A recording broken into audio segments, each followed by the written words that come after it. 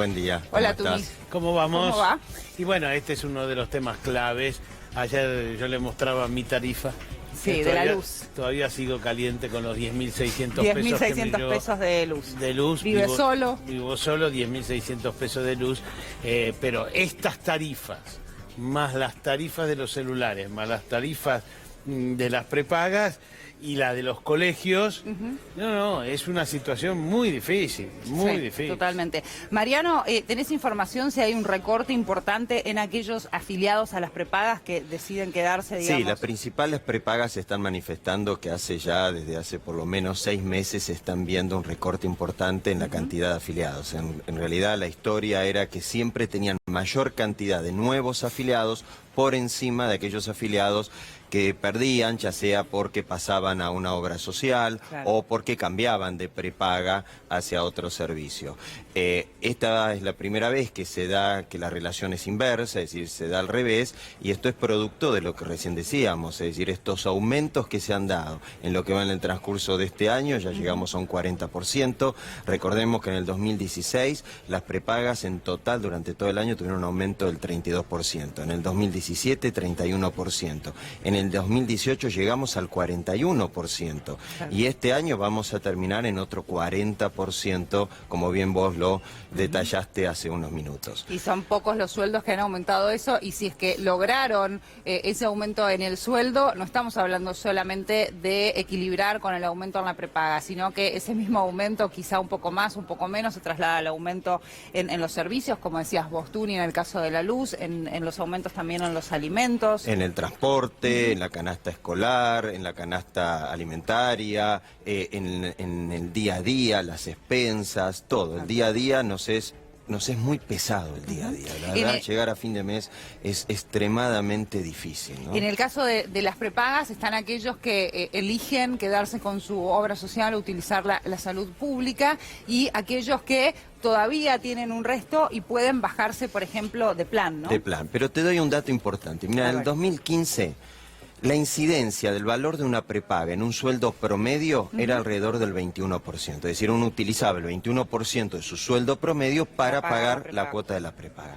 Hoy en día ese índice subió al 31%, es decir, 10 puntos más. Necesito un 31% de mi sueldo para pagar esa prepaga. En materia jubilatoria, no usemos la mínima, usemos una jubilación media. En el 2015 la incidencia era del 55%. Hoy en día llega al 72%. Es decir, que el jubilado, ¿no?, si está pagando una prepaga, además del servicio propio, tiene PAMI, etcétera, si tiene que pagar una prepaga, tiene que disponer del 70% de su jubilación para tener un servicio de salud digno y obviamente que le permita vivir sanamente y con salud. Claro. Es una locura.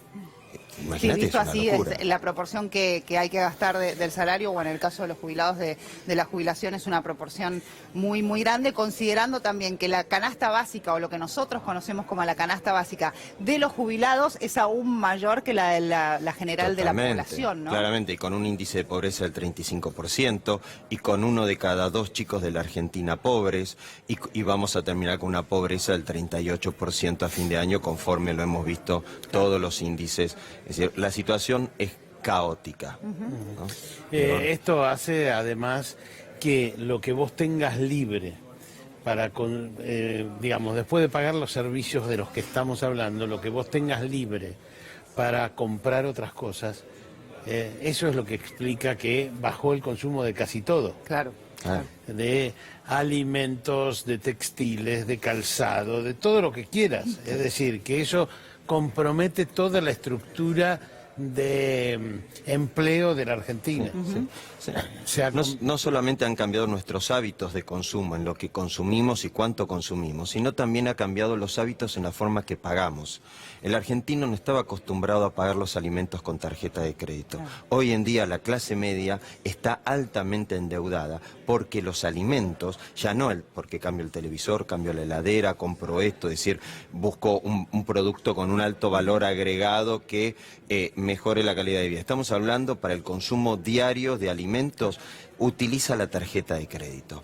Obviamente llega a fin de mes, viene la liquidación, esa liquidación no se paga el total de la tarjeta, siempre queda saldo deudor y con tasas del Las 150, tasas 180% es imposible, se termina transformándose en una bola de nieve que, como bien recién decían ustedes, esto es totalmente impagable y además el alto nivel de endeudamiento en el cual uno va cayendo obviamente en esta trampa, es una trampa Por lo mortal. pronto, Mariano, los datos que se tienen, los últimos de consumo en supermercados, bueno, bajó un 12,7%, son los datos del consumo de julio, esto Así es en comparación a julio del año pasado. ¿Cómo ha cambiado el hábito de compra en el supermercado? Digo, basta con ir y ver que ya no existen más esos carritos cargados de la compra, famosa compra del mes, ¿no? Claro, de los 15 días, diciendo, bueno, voy al supermercado una vez cada 15 días, lleno el chango, compro, lleno la alacena y con eso, no. Hoy en día la compra es diaria, es selectiva, es para consumir el día o a lo sumo 1 o 2 días siguientes, no mucho más. Se utilizan segundas, terceras marcas.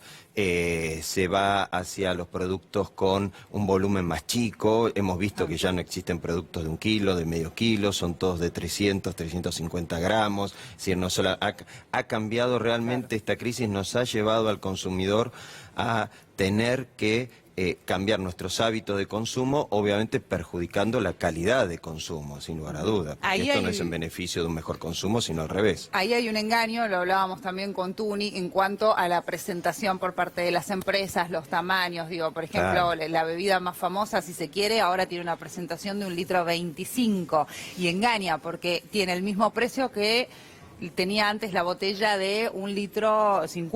Exactamente, ¿no? sí. Y el famoso, yo siempre digo, el dulce de leche de 1 kilo, medio kilo, que compraba mi mamá, que compraba de 1 kilo mínimo, hoy en día es de 300 gramos. Claro. Hoy en día es de 300 gramos, el mismo paquete, el mismo packaging, pero bueno, y vale lo que vale 1 kilo.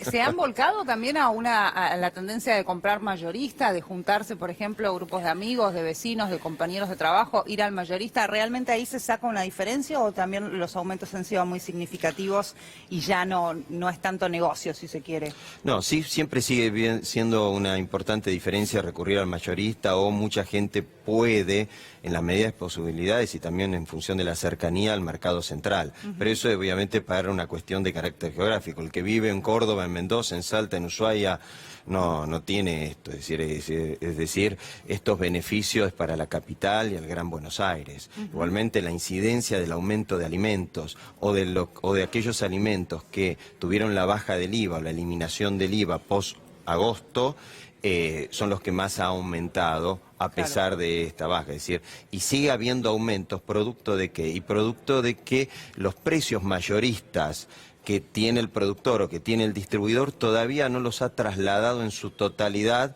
al negocio o al minorista, digamos, y por lo tanto no le ha llegado al consumidor final. Claro. Es decir, esto lo vamos a seguir viendo en el transcurso de octubre, siempre y cuando tengamos el dólar en estos precios, porque si el dólar obviamente vuelve a subir por cualquier causa que sea, volvemos a tener una disparada. Claro. Esto es evidente. Justamente relacionado con lo que vos decías, Mariano, y el precio de los alimentos, tenemos un destacado allí que refleja qué es lo que sucede en el Gran Buenos Aires y en cuánto han aumentado los alimentos en estos últimos 2 meses. Se habla de un aumento del 10% en tan solo 2 meses. En algunos alimentos, allí vemos el destacado de página 12, en el conurbano los alimentos subieron más del 10% en solo 2 meses. Por el aumento de la canasta básica, en el conurbano los ingresos de los bonaerenses más pobres perdieron el 10% de su valor en los últimos 2 meses.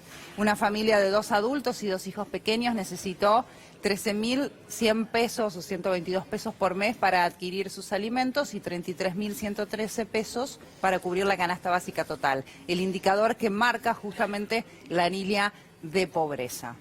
Sí, lamentablemente hemos visto que este año los alimentos le han ganado, o sea, el aumento de los alimentos le han ganado a la inflación promedio, ¿no? ¿Qué políticas se han tomado, si es que se tomó alguna, como para tratar de evitar que esto sucediera en una cuestión tan sensible como lo son los alimentos? Bueno, el gobierno empezó a tomar, previo a agosto, una serie de medidas y posteriormente a agosto otras medidas. El problema está en que son medidas que, analizadas individualmente, uno puede decir, bueno, son buenas medidas, como la eliminación del IVA, como el tema de productos esenciales, el congelamiento de esa canasta de productos esenciales hasta diciembre, el programa de precios cuidados, que nos sirve como precios de referencia, ¿no? Es decir, esas son medidas que analizadas aisladamente uno puede coincidir y puede decir bien. ¿Cuál es el problema? Es que no están dentro de un contexto de un plan económico en el cual obviamente genere sostenimiento del empleo, que genere obviamente producción, que genere reactivación de la economía, mayor dinero en los bolsillos de todos los argentinos que nos permita en ese sentido consumir. Es decir, seguimos con medidas de carácter fiscal y de carácter monetario, que es la que estamos viendo, pero no medidas que hagan a la reactivación del sistema productivo, del trabajo y del consumo de la economía cotidiana. Son parches en medio de distintas emergencias. Exactamente, cuando decíamos, es decir, cuando decíamos todo este tipo de programas y la cantidad de comercios adheridos, veíamos que todo está enfocado a la capital, al Gran Buenos Aires o a las principales ciudades del país. Somos un país federal, es decir, esto tiene que abarcar a todos los argentinos más allá de donde estemos, en cualquiera de nuestras provincias y hasta inclusive obviamente en los lugares más extremos de nuestro país. Y eso lamentablemente no llega. La situación actual con el control también, es decir, hoy en día vemos que en las cadenas de supermercados podemos comprobar que la eliminación del IVA se da, pero eso no llega de golpe a los minoristas. ¿Por qué? ¿Y por qué? No porque el minorista no quiera aplicar esa eliminación, sino porque le llega del mayorista o del distribuidor con IVA. Entonces, es un problema. Esto tiene que ser un plan integral donde haya transversalidad en todos los eslabones de la cadena, desde el productor hasta la góndola final donde adquiere el consumidor. Es decir, y obviamente trabajando con la matriz productiva. Si no se encara esto como una política pública, federal e integral, son medidas aisladas que van a tener un impacto tardío, muy leve y sin el control adecuado del Estado, está destinadas al fracaso, lamentablemente. Y el efecto de las medidas que también duran poco, ¿no? Porque digo, ya cuando se estaba anunciando la cuestión de la eliminación del IVA, hubo un nuevo salto del dólar que dejaba sin efecto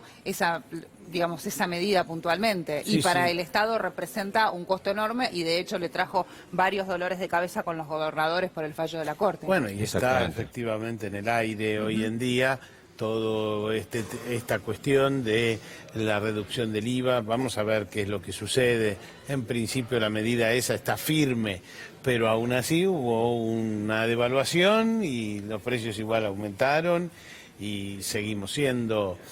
yo insisto, anteayer compré un kilo de yerba, 170 pesos, y tengo muy claro el recuerdo de que hace un año lo compraba en 47. Claro. Pasa eso, con los productos que uno suele consumir habitualmente, hay 10 productos, 7 productos si se quiere, que uno suele comprar siempre y hace tiempo, y notas realmente mucho la diferencia. Entonces capaz vas al supermercado porque sabes que ese día hay un 80% de descuento en la segunda unidad, por ejemplo. Y cuando mirás el precio por unidad, te das cuenta que aumentaron ese precio. Sí, hay que tener cuidado mucho con esas promociones, son a veces engañosas esas promociones. Hay que tener muy, como bien vos decís, hay que mirar el precio unitario o el precio por kilo, etcétera, para ver si realmente es conveniente. A veces son tentadoras y uno termina gastando más de lo que tenía previsto, ¿no? Y el beneficio, si uno empieza la calculadora, no es tan así. Ahora, una de las cosas que te argumenta, por ejemplo, en las prepagas, es, bueno, nuestros costos son en dólares. No, la verdad que la mayor parte de tus costos son personal. Salarios. Y a ninguno le aumentaron el 70% en un año, como aumentó la prepaga. Y lo mismo pasa en una buena parte de los productos. No es que te aumentaron todos los costos a niveles... No, un costo fundamental que es el del trabajo está muy por abajo. El aumento de lo que aumentaron las cosas. Sí, y sin embargo, perdón Mariano, con el tema del aumento de las prepagas, aún así desde el sector ya se han reunido varias veces y están reclamando nuevas medidas porque dice que aún con estos aumentos no les alcanza Sí, claro, que los porque números no cierran. exactamente, estamos hablando de que en el transcurso del 2019 vamos a terminar con un aumento de arriba del 40% y todos los economistas dicen que el índice de precios al consumidor, la inflación del 2019 va a estar entre el 55 y el 60%, es decir, ya están alegando que están 15, 20 puntos por debajo de lo que es la inflación promedio. Bueno, como cada uno de los gremios, ¿no? Claro, creo que Bancarios es el que cerró la mejor paritaria 50, este sí. año, el 50%, pero ya tenemos los pilotos que todavía no se sabe qué va a pasar, por ejemplo, y que están reclamando abrir Pero son paritarias. excepciones, porque todos los convenios colectivos, recordemos que están en un promedio entre un 15 y 30 en el mejor de los casos. Acá nosotros en la televisión estamos peleando Sí, eso, entre otras exacto, cosas. hay paros. Es decir, la verdad, Ayer y hay hoy. y con una inflación del 55%, todos dicen que septiembre va a cerrar en una inflación del 6% solamente el mes de septiembre.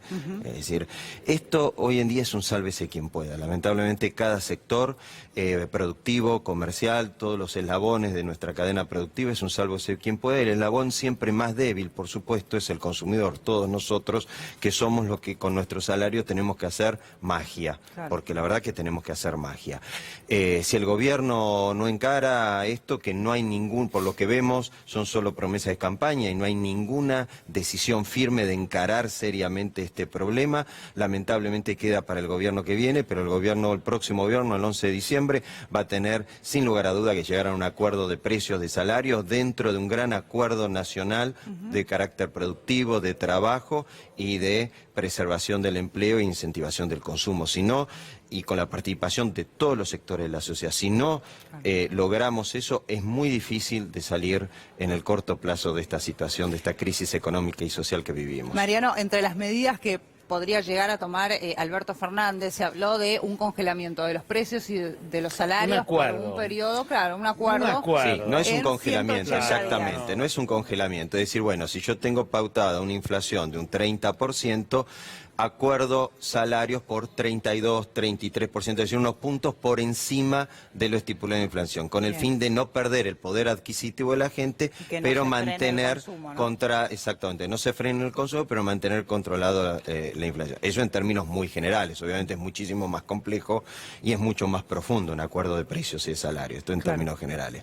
Pero un congelamiento de precios no es lo adecuado, no es lo lógico, porque estamos en una situación altamente recesiva, y donde además, imagínate que nuestra capacidad productiva hoy en día está en un 60% ociosa, es decir, y con 43 pymes cerrando todos los días según datos de la misma AFIP.